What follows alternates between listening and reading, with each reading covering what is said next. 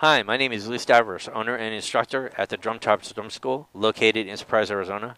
Found on the web at www.drumchops.com. And you can also find us on YouTube and Facebook. Keyword is AZDrumChops. For those of you who have friended us on Facebook, you'll know that every day I post a stick control exercise of the day. They're eighth note patterns with different sticking and accents, and some of them have proven to be very challenging for myself and my students. The exercises are coming out of a book called Drum Wheels by Nick Forte, which is available on the DrumChops.com website. And the book, very quickly, I have another video that covers the book in depth, but the book very quickly has 4 wheels. You can see the eighth notes stay in place, and then the top 2 wheels will tell you what accents you'll be playing, and the bottom 2 wheels tell you what sticking you'll be playing. And every combination of sticking is available by just spinning the wheel to the next number, and you'll see that as you do that, you'll get different sticking combinations, and then of course the top, like I said, is different accent combinations. There's also a really cool spinner that will basically randomize this for you. So as you spin the spinner, it'll say, okay, go to letter D, and so you move the accent to letter D. The next time you spin it, it'll maybe letter F, and so letter F comes in over here. And it's a cool way to come up with these kind of random exercises. The question, though, is that once you get these exercises, how do you play them? Because some of them are really kind of tricky with the way the accents are developed in, you really have to go back to the basics of how you're going to play and use different dynamics, use different stick heights to get your dynamics. Accents and Rebounds by Stone is a really good book that helps you with that. It's kind of the book that came after Stick Control, which helps you with your sticking. So if you took Drum Wheels and you said, okay, no accents, let me just, play with a lot of different sticking variations, then that's kind of the beginning of the Stone book. Once you put the accents in, then it goes a little bit further, and it's like, okay, now how do I play these different type accents? And to do that, we need to go back to the basic strokes that all drummers should know. So if we look at the basic strokes, just to go over quickly, in depth, I have a video up on YouTube. It's called Basic Drums Lesson 2. There's 2 parts to it, Lesson 2 Part 1 and Lesson 2 Part 2. And I go in detail into how to hold the sticks and to how to do each of the different strokes. But quickly here, we'll look at the different strokes that will be helpful in doing these drum wheel exercises. First, you have the full stroke, where you start a stick in a vertical position and you come down and quickly back up. This is the full stroke.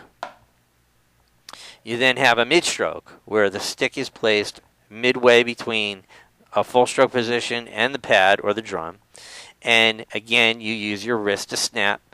The stick goes down and immediately comes back up to this height.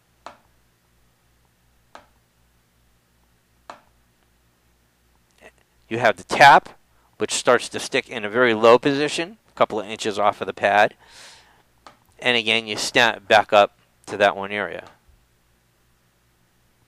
Each of these will give you a different dynamic. Obviously, we have softer.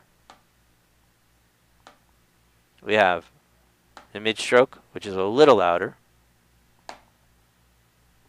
And then you have your full stroke, which is the loudest stroke. Now I also have 2 more. One is called the downstroke, and this is where you're going to come from a full stroke height.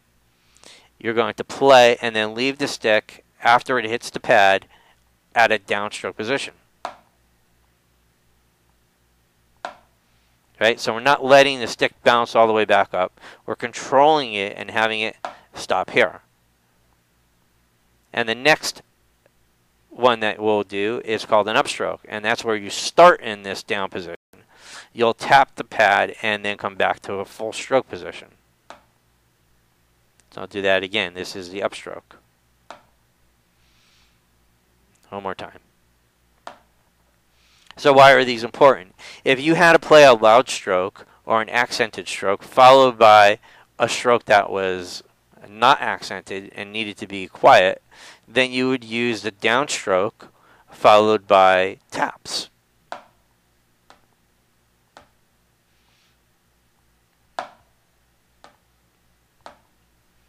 Now let's say we wanted to repeat that over and over again. Then the second tap would end up being a full stroke, an upstroke.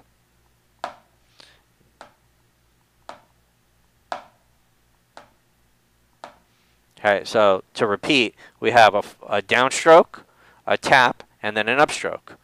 Downstroke, tap, upstroke.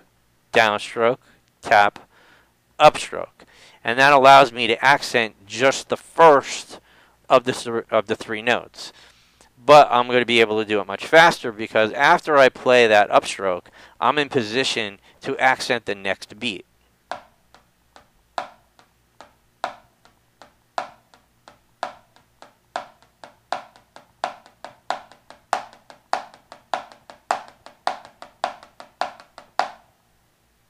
Okay. Now, behind me we have our old friend the Paradiddle, and we are accenting the first beat with the right hand in the first part of it, and then in the second part of it we're going to accent with the left hand. So to do this, we're going to use a combination of strokes. We have downstrokes, we have upstrokes, and then we have taps. Right? We're going to start with the right hand up and the left hand down, given the sticking that is posted up there. Right, left, right, left, left. Right? So we have right, left, right, left, right, left, right,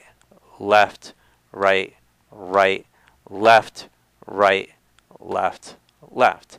Now by the arrows on the whiteboard above me, you can tell when I'm playing upstrokes and downstrokes.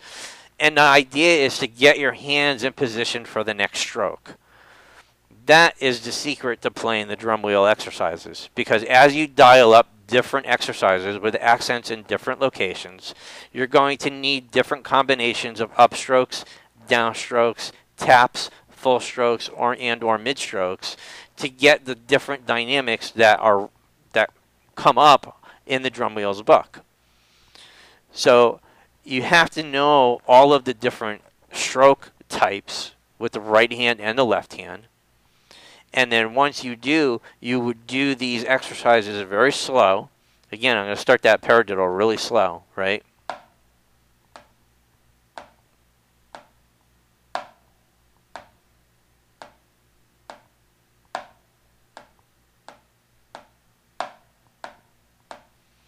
And we do that because we're going to learn, it's muscle memory, really. The muscles in the hands are going to learn what it takes to play this pattern. And once it learns how to play, then the speed, we're not going to be so much, I mean, this is over-exaggerating each individual stroke.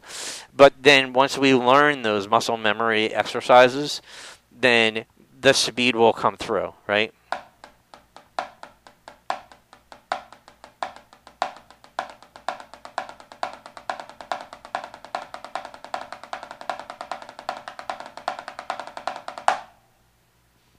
Okay, so again, my name is Stavris, owner and instructor at the DrumChops Drum School, located in Surprise, Arizona. Please look me up on Facebook. It's facebook.com/AZDrumChops. Every day I have an exercise created out of the Drum Wheels book by Nick Forte. And I think this is a really good book that, you know, people will find a great deal of enjoyment and really help your style a lot. The book is available on www.drumchops.com. Just go into the store, check out Forte Music Publications, and you'll be able to check out this book, pay for it online with PayPal. It's all secure, and we'll get a copy out to you right away. Any questions, give me an email, lou@drumchops.com, or give us a call. Glad to help. Again, my name is Lou Stavris, owner and instructor at drumchops.com, and we'll see you next time.